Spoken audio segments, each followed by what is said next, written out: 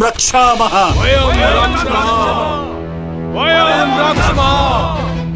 इतनी बड़ी हानि पाकर भी राक्षसों की बुद्धि नहीं जागी। लगता है मेरा स्वप्न पूर्ण होने को है। तैयार रहो त्रिजटा, मेरे श्री राम आ रहे हैं। वो वनवासी अपनी वानर सेना सहित समुद्र के तट तक पहुंच गया है। मैं अपना निर्णय लेने के लिए स्वतंत्र हूं, परंतु नीति शास्त्र कहता है कि मुझे मेरे मंत्रियों का परामर्श सुन लेना चाहिए। महाराज, नीति अनुसार जिसके पास बल है वो जो करते हैं वही उचित है। आप सबसे बली है महाराज, फिर कैसी चिंता। आपके सभी बलशाली राक्षस, आपका पुत्र अतिकाय, राक्षस अकंपना, धूम्र रक्ष और वज्र धमस्त्र यहीं पर है। संसार के सबसे महान राक्षसों के साथ आया हूं पिताश्री, तो फिर राम सागर पार कैसे करेगा? जल का देवता वरुण भी आपका दास है, आपसे द्रोह करने का साहस नहीं कर सकता। आप केवल आज्ञा दीजिए पिताश्री। आपके इस पुत्र ने इंद्र को परास्त करने में समय नहीं लगाया। मेरी शक्ति के समक्ष वो तुच्छ वनवासी कहां टिक पाएंगे? एक युवराज को आधारहीन बात करने से बचना चाहिए इंद्रजीत। और उन तुच्छ वनवासियों का शौर्य हम सब ने देखा है। ताड़का, सुबाहु, खरदूषण, विराट समेत 14,000 राक्षस सबने अंत पाया। और वो महामायावी मरीच, वो तो श्री राम के भय से साधु बन बैठा था। चाचा श्री, यदि आप मेरे पिताश्री के अनुज नहीं होते तो इस दुस्साहस के पश्चात एक और शब्द बोलने के लिए जीवित ही नहीं रहते। इंद्रजीत, कायरों को भी अपना मत रखने का अधिकार है। विभीषण को अपनी बात पूरी करने दो। महाराज, श्री राम कोई साधारण मनुष्य नहीं, साक्षात नारायण और माता सीता लक्ष्मी का अवतार। और इससे पहले कि नारायण के धनुष से काल छूटे, बचा लीजिए अपने आप को, इस लंका को और संपूर्ण राक्षस कुल को। महाराज,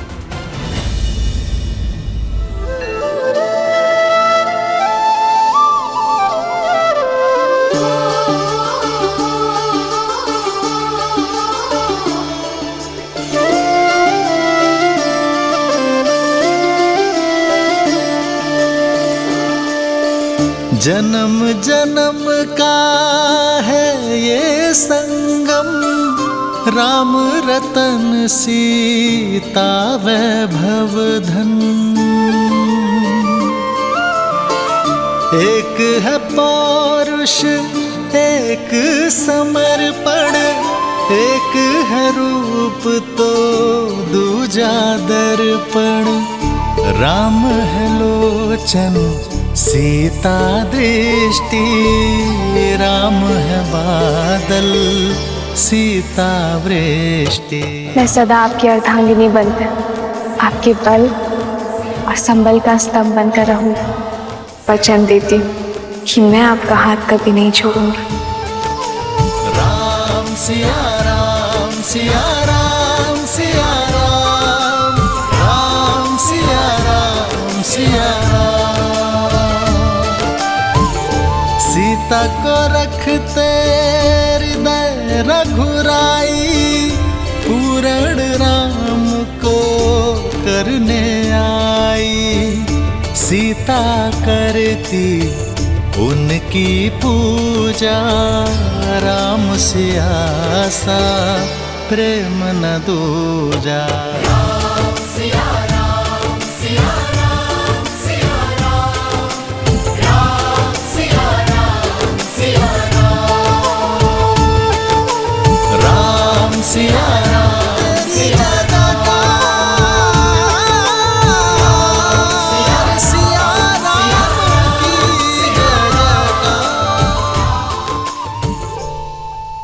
आपके आगे हाथ जोड़ता हूं मैं। केवल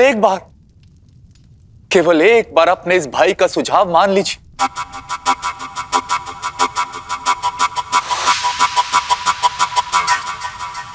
माना था, एक बार आपका सुझाव माना था चाचा श्री। राम के उस दूत को जीवित छोड़ा था और फिर सबने देखा कि उसने क्या किया। अब अपने दूत के किए का दंड राम स्वयं भुगतेगा। केवल मेरे पिता के एक संकेत मात्र का विलंब है। उसके पश्चात राम और लक्ष्मण का शीश कट के उनके चरणों में पड़ा होगा।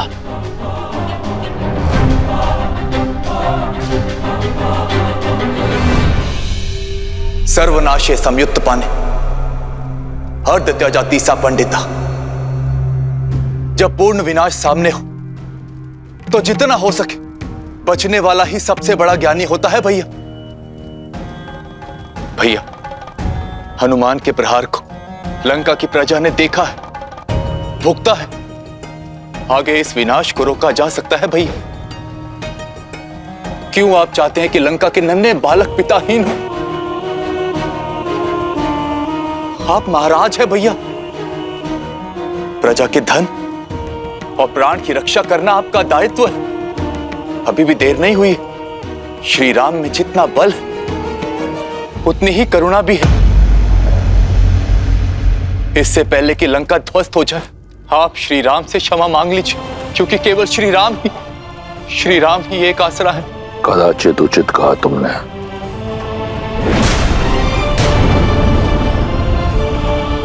राम के अतिरिक्त अब कोई आसरा नहीं है तुम्हारा।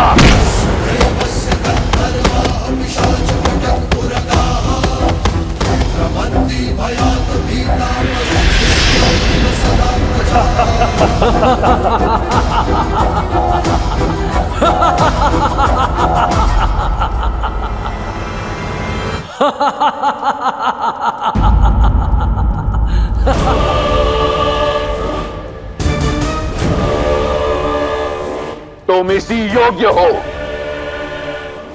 कि उस वनवासी के चरणों की धूल को अपने मस्तक पर लगाओ। उस राम ने 2 राक्षस क्या मार गिराए, इतना बखान। और तुम्हारा भाई जिसने सहस्त्रों वर्षों में सहस्त्रों वीरों का संहार किया, उसका कुछ नहीं।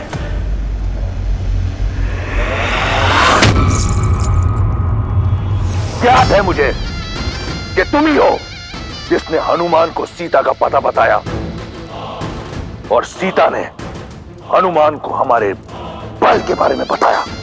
लंका के भेदी हो तुम। बचपन से मेरे विरुद्ध खड़े रहे, मैं शांत रहा। तुम निर्बल थे, कायर थे। मैंने कुछ नहीं कहा क्योंकि भाई थे तुम। मैं वो भाई हूं जो अपने भाइयों के लिए स्वयं ब्रह्मा से भिड़ गया। एक पिता की तरह पोषण करने वाले भाई को ये उपहार दिया है तुमने। लंका का अन्न खाकर लंका के विरुद्ध बोलने वाले लंका के भेदी के लिए लंका में कोई स्थान नहीं। तुम जैसे कायर का लंका में सांस लेना भी लंका के वातावरण को प्रदूषित कर देगा। तुम अपने जीने का अधिकार खो चुके हो विभीषण।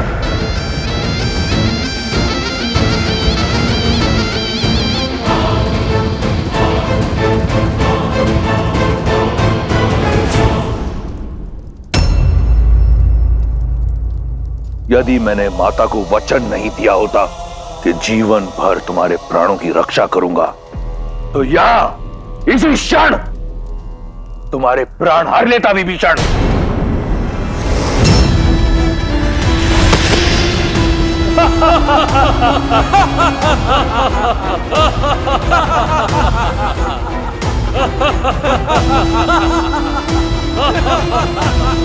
तुम्हारे जैसा भाई अपने आप में एक शाप है। चले जाओ मेरे राज्य से, मेरी लंका से, मेरे जीवन से। आज के पश्चात मुझे भैया मत कहना। जाओ। निष्कासन ही नहीं महाराज, मृत्यु दंड मिलना चाहिए इसे। मुख तो देखो, ग्लानि का भाव तक नहीं है। मुझे लगता है उस राम का गुप्तचर है ये। प्रजा की ढाल बनकर स्वयं का हित साध रहा है। बुद्ध पुराण श्रुति सम्मत बानी, कही विभीषण नीति बखानी। सुनत दसानन उठार साई, खल तो ही निकट मृत्यु अब आई। भैया,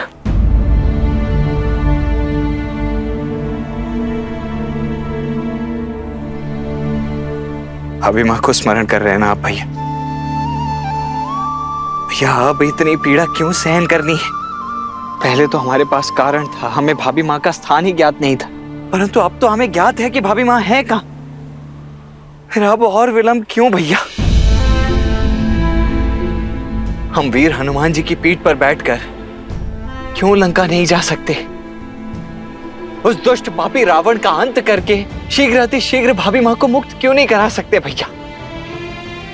मेरी बात मानिए भैया, उस लंका के विनाश के लिए हम दोनों भाई ही पर्याप्त हैं। अब चलिए भैया। लक्ष्मण, सीता के विरह में बिताया हर एक पल मुझे शूल बनकर चुभता है। मैं भी यही चाहता हूं कि सीता इसी क्षण मेरे सामने आ जाए।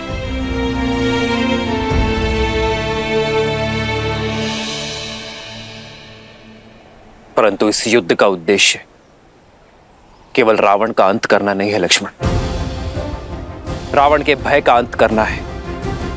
उद्देश्य है कि कुछ ऐसा किया जाए जिससे भविष्य में कोई रावण जन्म न ले सके।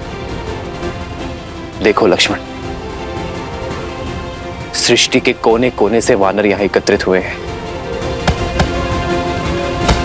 ये सब वो हैं जिनके मन में रावण का भय था, परंतु आज उसका सामना करने को सज्ज है।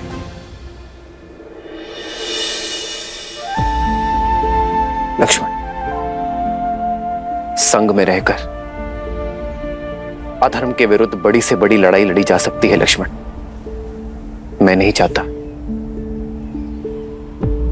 कि इस युद्ध के पश्चात ये मुझे भगवान समझे।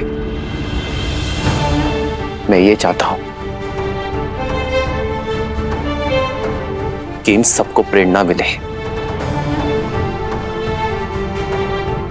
कि प्रत्येक वानर, प्रत्येक नर असंभव को संभव कर सकता है अपने दृढ़ निश्चय से, अपने परिश्रम से,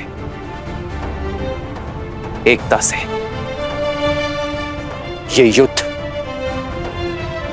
अब केवल व्यक्तिगत नहीं रहा लक्ष्मण, ये युद्ध केवल राम की रावण को ललकार नहीं, बल्कि पाप को रौंदने चली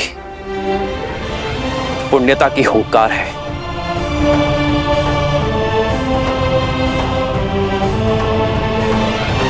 लक्ष्मण, यदि तुम्हें अब भी लगता है कि मैं अनुचित हूं तो कहो, हम इसी क्षण लंका की ओर कूच करेंगे।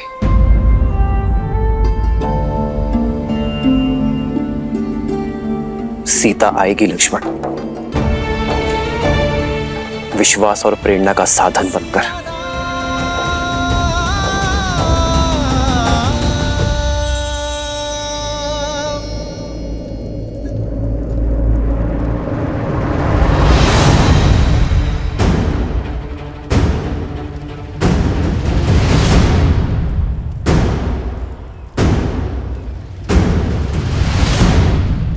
देवी,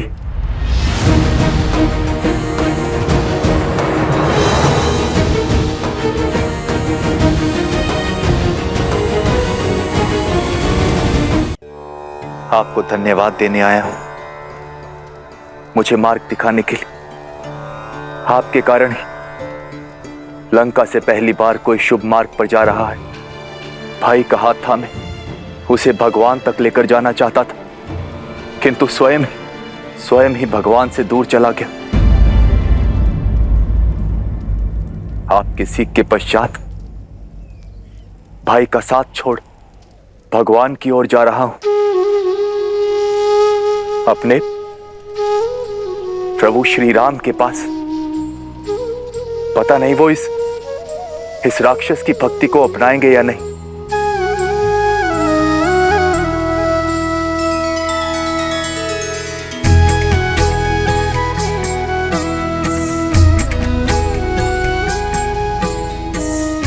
चिंता ना करें, मेरे श्री राम करुणा के सागर हैं, जो भक्ति से उनकी ओर पग बढ़ाए वो स्वयं उनका हाथ थामने आगे बढ़ जाते हैं। आपका कल्याण हो।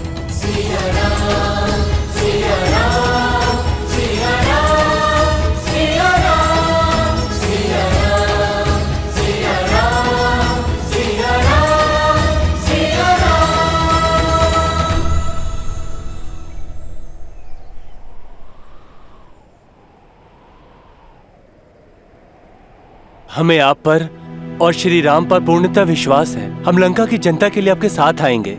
जिस प्रकार यहाँ आपके सहयोगी रहे हैं हम, वहाँ भी आपके सहयोगी होंगे हम। धन्यवाद। आइए, जिस स्थान पर आपको सम्मान ना मिले उस स्थान से चले जाना ही उचित निर्णय होता है। आइए।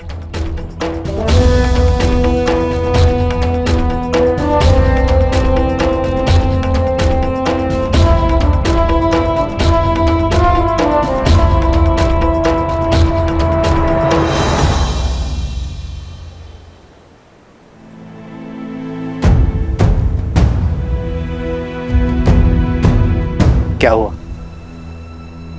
मेरे वानर वीर चिंतित क्यों लग रहे हैं? प्रभु, चिंता की ही बात है। सेना को जल की आवश्यकता है। देखिए कितने कुएं खोदे, लेकिन हर जगह से खारा ही पानी आ रहा है। प्रभु, आपने कहा था कि प्रयास करो तो प्रकृति भी सहायता करती है, पर हमने कितने कुएं खोदने का प्रयास किया। आप देखिए प्रभु।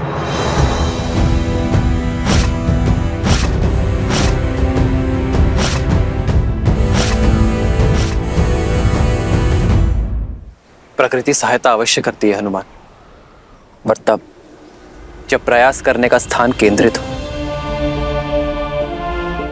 इतने कुएं खोदने के स्थान पर यदि एक कुआं खोदते और गहरा खोदते तो मीठा जल अवश्य निकलता।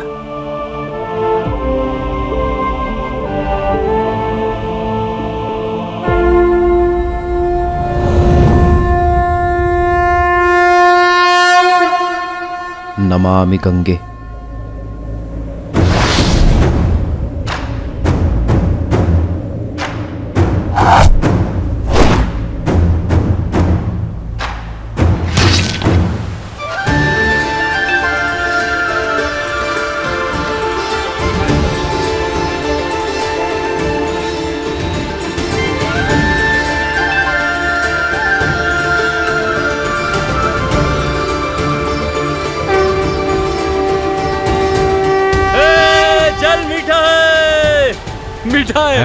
मीठा है जल। अद्भुत। जहाँ प्रभु श्री राम हो वहाँ हर कार्य सफल होता है।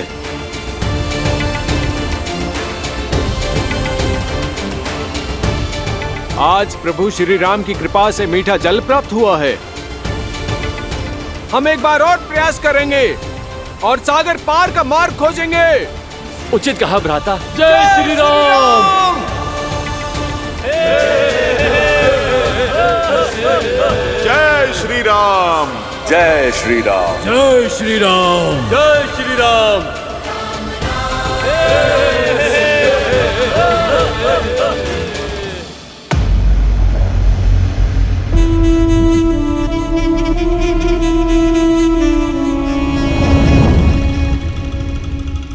पिताश्री, मुझे आपसे बात करनी है। लंका का युवराज इंद्रजीत चिंतित लग रहा है। क्योंकि इस चिंता का कारण आप हैं पिताश्री। जब आपके अपने बहनोई ने आपके विरुद्ध शीश उठाया था, आपने उन्हें क्षमा नहीं किया। शूर्पणखा बुआ को विधवा बना दिया। पाताल लोक तक जाकर विद्युज्जीवा को खोजकर मार गिराया आपने। तो फिर आज एक विद्रोही को लंका से जीवित कैसे जाने दिया? क्यों नहीं दंडित किया विश्वासघाती विभीषण चाचा को? केवल इसलिए क्योंकि वो आपके अनुज है। प्रश्न उचित है तुम्हारा। जिसने अपने द्रोही बहनोई के प्राण हर लिए, उसने अपने भाई विभीषण को क्यों जाने दिया? क्योंकि मैं यही चाहता था। किंतु क्यों पिताश्री? अभी जान जाओगे। शार्दुल, आज्ञा कीजिए महाराज। मेरी छत्र छाया से निकलकर लंका से निष्कासित होने के बाद विभीषण के लिए संसार में कोई स्थान नहीं। एक स्थान के अतिरिक्त मुझे जानना है कि मेरा विश्वासघाती भाई कितना गिर सकता है।